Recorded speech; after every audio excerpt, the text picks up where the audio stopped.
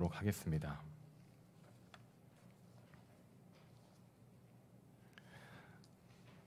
누가복음 22장 24절부터 30절까지 말씀입니다.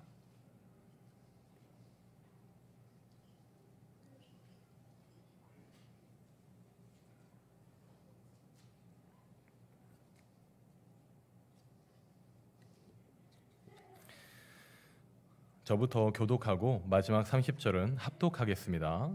또 그들 사이에 그중 누가 크냐 하는 다툼이 난지라.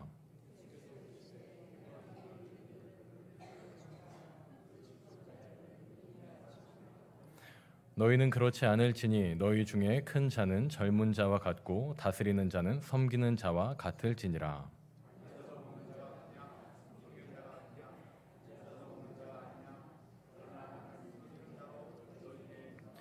너희는 나의 모든 시험 중에 항상 나와 함께한 자들인즉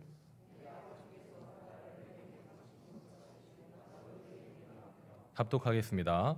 너희로 내 나라에 있어 내 상에서 먹고 마시며 또는 보좌에 앉아 이스라엘 12지파를 다스리게 하려 하노라. 아멘. 오늘도 귀한 수요예배 자리에 나오신 성도님들을 주님의 이름으로 환영하며 축복합니다. 오늘은 이어지는 누가복음의 말씀을 통하여 섬김과 영광이라는 제목의 말씀을 성도님들과 함께 나누고자 합니다. 날씨가 부쩍 많이 추워지셨죠. 춥고 바람이 많이 부는 그런 추운 날씨에도 예배하러 나오신 우리 성도님들 환영하며 축복합니다. 제가 머리를 예쁘게 만지고 나왔는데요, 바람이 많이 불어서 다 망가졌습니다. 다 소용없습니다. 자, 오늘도 이어지는 누가복음의 말씀이 성도님들에게 은혜가 되며 또한 행복한 메시지가 될 수 있기를 소망합니다. 예루살렘에 입성하신 예수님께서는 이제 곧 십자가의 사역을 마주하시기 위하여 참으로 고되고 힘겨운 이 땅에 오신 사명의 완수의 길을 향해 나아가게 되십니다. 본문은 그 바로 앞절에 있던 예수님과 제자들의 식사 중에 있었던 한 가지 흥미로운 사건에 대하여 기록하고 있습니다. 그것은 제자들 간의 자리에 대한 다툼의 사건입니다. 이때 이 자리에 대한 다툼이 참 흥미롭습니다. 이 제자들은 무엇을 위하여, 무엇을 향하여 다툼을 했던 것일까요?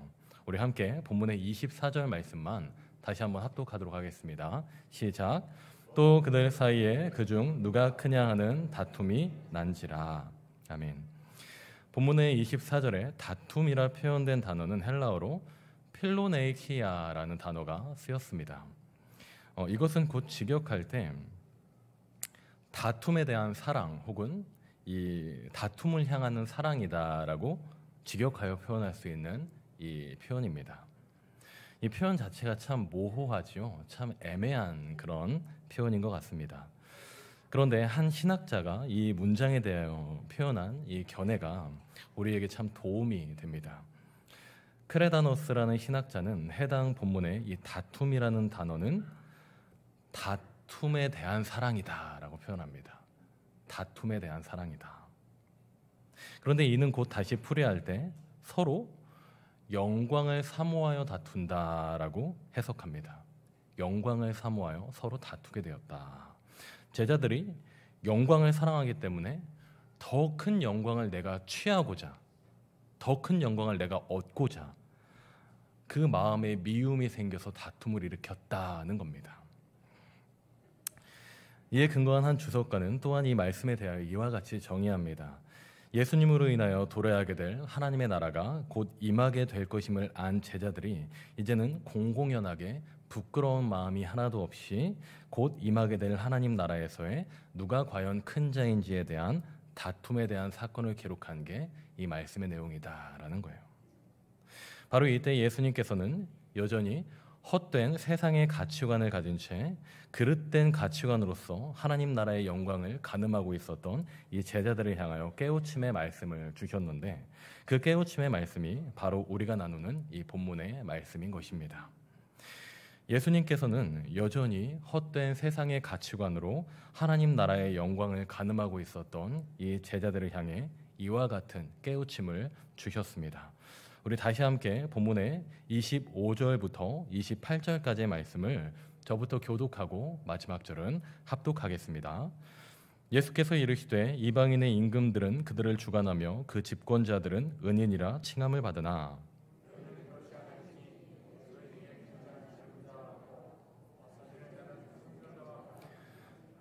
앉아서 먹는 자가 크냐 섬기는 자가 크냐 앉아서 먹는 자가 아니냐 그러나 나는 섬기는 자로 너희 중에 있노라. 너희는 나의 모든 시험 중에 항상 나와 함께한 자들인즉. 아멘. 지금 예수님께서는 세상에서 영광을 누리는 이들, 곧 비유할 때 세상에서는 이방인들의 임금과 집권자들이 마치 은인과 같이 여김받고 영광을 받게 된다면, 예수님으로 인하여 도래하게 될 하나님 나라에서 영광을 누리게 될 사람들, 곧 바로 하나님 나라에서의 은인들이란 26절부터 27절까지 표현된 섬기는 자이신 예수님을 본받는 자라는 것과 이어지는 28절 말씀을 통하여 예수님과 동행하며 함께한 자였다라는 것에 대하여 제자들에게 알려주고 계신 것입니다. 한번 정리해 보실까요? 하나님 나라에서 은인처럼 여김받고 영광을 누리게 될 이들은 곧 첫 번째로 섬기는 자의 모범을 보여주신 그 예수님을 본받는 사람들이며, 둘째로는 섬기는 자이신 예수님과 늘 동행하며 함께한 자들이었다. 이는 곧 하나의 문장으로 정리가 되는 것 같습니다. 하나님 나라에서의 은인이라 여김받고 영광을 누린 이들이란 곧 예수 그리스도를 닮아가는 예수 그리스도의 제자다라는 거죠.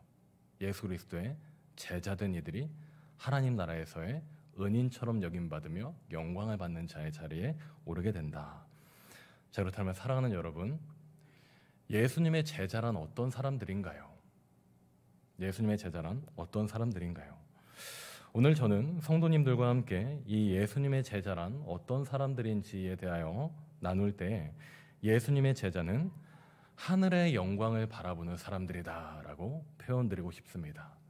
예수님의 제자는 보이지 않는 하나님 나라의 영광을 바라보는 사람들이다. 세상은 우리에게 눈에 보이는 영광을 쫓게 합니다. 그리고 눈에 보이는 영광을 사모하게 되죠. 우리가 바라지 않으나 우리는 세상의 문화 속에 살아가며 참 당연하게도 그리고 참 자연스럽게도 세상의 문화에 익숙해져서 세상에서 추구하는 땅의 영광을 바라보며 땅의 영광을 사모하는 삶을 우리는 살아가게 됩니다. 어떤 이들에게는 이 땅에서의 영광이 돈과 재물이 될 수도 있겠고, 우리 보편적인 학생들의 입장에서는 좋은 성적과 좋은 대학이 땅의 영광이 될 수 있겠죠. 너무 좋습니다. 이런 땅의 영광이 우리에게 주어진다면 너무 좋겠죠. 아니, 강도사님 좋다고 말씀하지 않으셔야 되는 거 아닌가요? 아니요. 땅의 영광이 주어진다면 너무너무 좋죠. 누군가가 나에게 영광스러운 지위를 준다거나 나에게 많은 재물을 준다거나 정말 대단한 사람이다 치켜 세워주면은 누가 싫어하겠습니까? 저 또한 감사할 것 같습니다. 그런데 기억하여 주시기 바랍니다. 우리 신자는 이런 아름다워 보이는 땅의 영광을 마주하고 누리며 기뻐할 수는 있겠지만 그 땅의 영광이, 그 땅의 양식이 삶의 목적이 되는 삶을 살아갈 수는 없다는 것입니다. 땅의 열매를 통하여, 땅의 영광을 통하여 기쁨을 누릴 수는 있으나 그것이 우리의 삶의 방향을 좌지우지하는, 우리의 삶을 결단하는 우리의 정체성이요 목적이 되는 삶을 우리는 살아갈 수 없다는 것입니다. 그런데 이 말씀이 참 역설적입니다.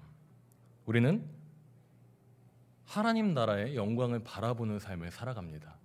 하나님 나라의 영광을 사모하는 삶을 살아갑니다.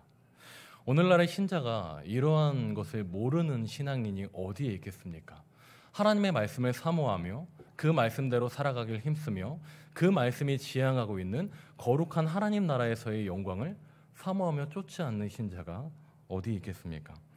우리는 모두 거룩하신 하나님의 백성이요 이 땅에 오신 예수 그리스도를 닮아가는 예수님의 제자로서 땅의 양식과 땅의 영광이 아닌 하늘의 영광을 바라보는 삶을 우리는 살아갑니다. 그리 살아야 함에 대하여 너무나도 잘 알고 있습니다. 그런데 동시에 우리는 여전히 땅 위에 발을 딛고 살아가고 있기 때문에 어쩔 수 없이 땅의 양식과 땅의 영광을 쫓는 삶을 우리는 살아가게 됩니다. 왜지요? 먹고 살기 위해서요. 먹고 살기 위해서요. 먹여 살리기 위해서요. 하늘의 양식을 내가 지금 바라본다고 해서, 내가 하늘의 영광을 바라본다고 해서 당장 줄인 내 배를 채우는 것이 아니지 않습니까? 당장 줄인 내 자녀의 배를 채울 수 있는 것이 아니지 않습니까? 하늘의 영광을 바라본다고 지금은 지치고 힘든 내 삶이 무언가 갑자기 기적적으로 변하는 것을 우리는 경험하는 것이 아니지 않습니까?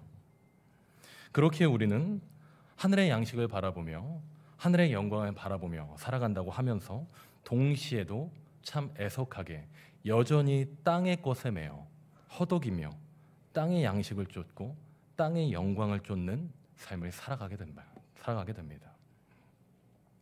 그런데 하나님의 말씀은 우리에게 이런 상황 속에 더욱 땅의 양식을 쫓지 말고 하늘의 양식을 쫓아야 한다라고 가르쳐주고 있습니다.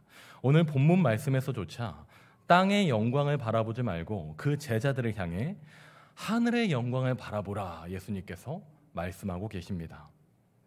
그렇기 때문에 조심스럽게도 때때로 우리에게 이 말씀은 무언가 나의 삶에 와닿지 않는 말씀처럼 여겨지는 느낌도 받게 되는 것 같습니다. 사랑하는 여러분, 그렇다면 오늘 본문의 이 말씀, 땅의 영광을 바라보지 말고 하늘의 영광을 바라보는 삶을 살아가라, 이 말씀에 대하여 우리는 어떻게 설명할 수 있는 것일까요? 칼빈은 그의 저서 기독교 강요를 통해 신자의 삶에 대하여 언급하며 세상의 삶을 살아가는 신자의 자세에 대하여 가르칩니다. 그러며 신자가 땅 위에서 누리는 것은 모두 하나님께서 주시는 선물임에 대하여 전제적으로 상기합니다. 이 선물이라는 표현을 잘 기억하여 주십시오. 이러한 전제 속에 이르기를 하나님께서 신자에게 주시는 땅의 모든 것은 사람으로 하여금 유익을 주기 위함이다라고 정의합니다. 우리 같이 준비한 화면을 한 목소리로 같이 읽어보시겠습니까? 시작. 하나님께서 신자에게 주시는 땅의 모든 것은 사람으로 하여금 유익을 주기 위함이다. 아멘. 감사합니다. 흥미로운 것이 이는 하나님께서 태초에 천지를 창조하셨던 이 천지 창조와도 맥락을 같이 하고 있다라는 것이죠. 하나님께서는 천지를 창조하신 후에 하늘과 땅, 바다의 모든 만물을 창조하시고 난 후에 가장 마지막으로 사람을 창조하셨습니다. 그 이유에 대하여 박윤선 박사는 하나님께서 태초에 모든 만물을 창조하신 후 마지막으로 그의 형상대로 사람을 지으신 것은 마치 풍요로운 잔치자리에 모든 산의 진미를 만드신 후에 사랑하는 사람을 초청한 것과도 같은 모습이었다라고 표현합니다. 땅 위에 모든 산의 진미를 만든 후에 잔치자리에 모든 맛있는 음식을 만든 후에 사랑하는 사람을 초청한 것처럼 하나님이 땅에 있는 모든 피조물을 만든 후에 사람을 창조하신 것이다. 박은선 박사는 이렇게 표현합니다. 곧 하나님께서 그가 지으신 피조물 사람을 사랑하셔서 그분의 형상대로 지으신 사람이 하나님께서 만드신 만물을 통한 기쁨과 행복으로 하나님께 나아가기를 바라셨다는 겁니다. 하나님의 형상대로 지음받은 그 하나님의 사랑인, 하나님이 사랑하시는 그 사람이 하나님이 만드신 피조세계 가운데 그 만물과 더불어 기쁨과 행복으로 하나님께 나아가기를 바라셨다는 거예요. 그렇기 때문에 하나님께서 사람에게 가장 먼저 첫 명령으로 주신 말씀이 무엇입니까? 생육하고 번성하라는 말씀인 겁니다. 그만큼이나 하나님께서 사람을 사랑하셨다는 것을 우리가 강조하여 확인할 수 있는 것이죠. 여기서 우리가 오인할 수 있는 한 가지가 생깁니다. 하나님께서 사람의 즐거움과 기쁨, 사람의 행복만을 위해 만물을 창조하신 것인가? 라는 생각에 쾌락주의가 옳은 것인가? 라는 의구심이 생길 수 있습니다. 그런데 여기서 우리는 이 한 가지 사실을 상기해야 합니다. 하나님께서 사람으로 하여금 하나님께서 만드신 만물을 즐거워하고 기뻐하며 그 기쁨과 행복으로 하나님께서 만드신 만물과 함께 기뻐하며 그 기쁨이 하나님께로의 영광으로 올려지는 삶을 살기를 바라셨다는 거예요.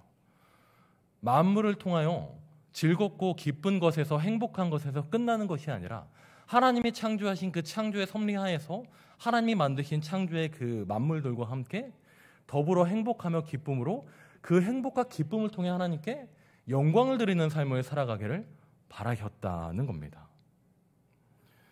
그렇기에 하나님께서 우리에게 주신 이 땅의 양식, 땅에서 마주하게 되는 이 땅의 영광은 우리에게 삶의 목적이 아니요, 우리 삶은 하나님이 주신 그 땅의 양식과 더 나아가 땅 위에서 누리는, 거하며 체험하는 영광을 통해 종국은 하나님을 찬양하고 하나님을 높이며 하나님께서 우리의 삶에 주신 앞서 언급드렸던 그 선물로 인하여 하나님께로의 영광을 올려드리는 삶을 우리가 살아가야 하는 소명이 생기게 된다는 것입니다.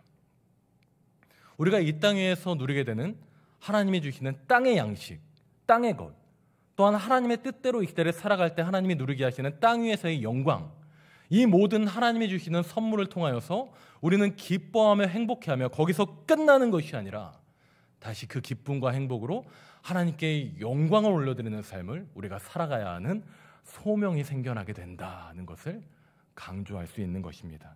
칼빈이 이와 같이 이야기합니다. 그렇기에 칼빈은 다시금 이 소명에 대하여 언급하며 하나님이 주신 선물, 곧 땅의 것과 땅의 양식을 주심으로 인한 기쁨과 즐거움으로 다시 하나님께 영광을 올려드리는 삶을 사는 것이 곧 우리 신자의 소명이 된다라고 설명합니다. 하나님께서 주신 선물, 곧 땅의 것과 땅의 양식을 통해 다시금 하나님께 기쁨의 영광으로 화답해드리는 삶을 살아가는 것이 바로 우리 신자들의 소명이 된다는 겁니다. 그렇기에 이러한 맥락을 이해한 신자들의 기도는 이렇게 발전합니다. 하나님, 제가 이것이 필요해요. 채워주세요. 하나님, 도와주세요. 이것이 아니라 하나님, 제가 이런 것이 필요해요. 하나님이 이러한 것을 채워주세요.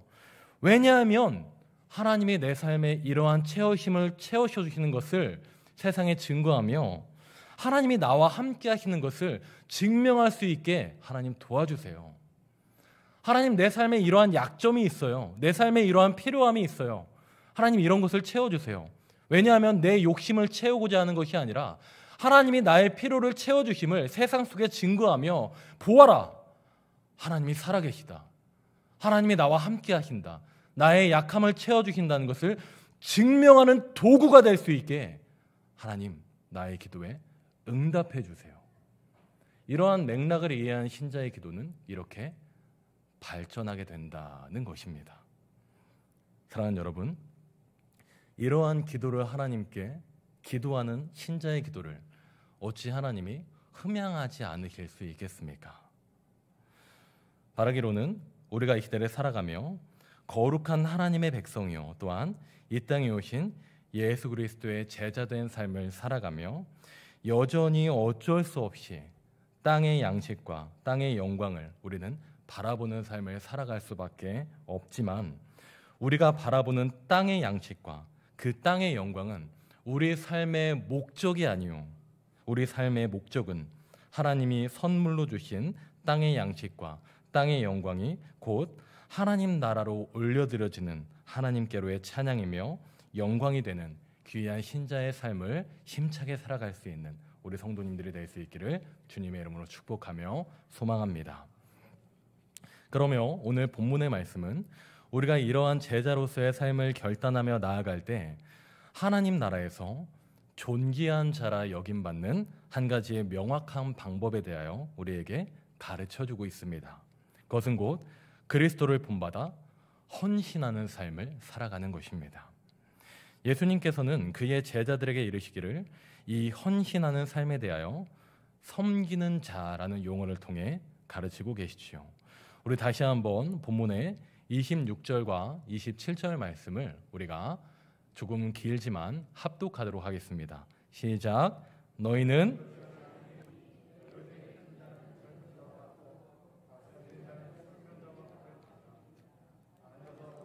크냐? 섬기는 자가 크냐? 앉아서 먹는 자가 아니냐? 그러나 나는 섬기는 자로 너희 중에 있노라. 아멘. 해당 표현에 섬기는이라는 단어는 헬라어로 디아코네오라는 단어가 쓰였습니다. 이는 문자 그대로 섬기다, 봉사하다라는 뜻을 가진 단어입니다. 그런데 제가 이 해당 단어를 조금 연구하다 보니까요, 제가 보고 있는 원어 사전에 기술하기를 섬기다, 봉사하다라는 뜻을 가진 이 디아코네오라는 헬라어 단어는 라틴어로 코나리라는 단어와 어원이 같은 단어다라고 기술하고 있습니다. 라틴어 코나리는 자신을 괴롭게 한다라는 뜻을 가진 단어입니다. 자신을 괴롭게 한다. 자, 신자가 섬김과 봉사의 자리를 감당할 때 어떻다는 거예요? 괴롭고 지칠 때가 있다는 겁니다. 헌신과 봉사의 자리를 감당할 때 너무 좋아, 행복해, 기뻐, 할렐루야 이럴 때가 있는 반면에 괴롭고 지칠 때는 우리는 마주하게 된다는 겁니다. 여러분, 그럴 때 어떻게 하시겠습니까? 우리가 교회를 열심히 다니면서 신앙생활하면서 그 기쁨과 즐거움으로 헌신과 봉사의 자리에 나아갈 때가 있습니다.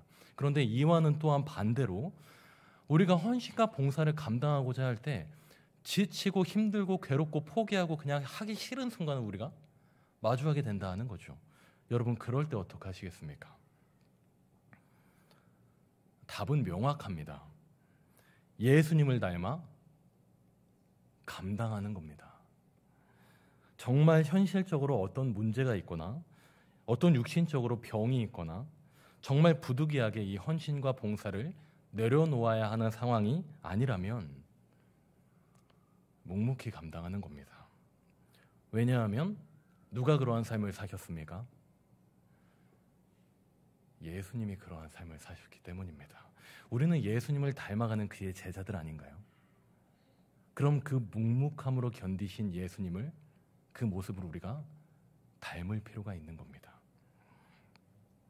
그렇게 예수님께서는 이어지는 29절과 30절 말씀을 통해 이와 같이 아픔과 괴로움과 절망과 낙심과 상처 입음 중에도 묵묵히 섬기는 자가 되셨던 예수님을 닮아가는 자가 곧 하늘에서 큰 영광을 누리게 될 자가 될 것이다 라는 것에 대하여 알려주고 계신 것입니다.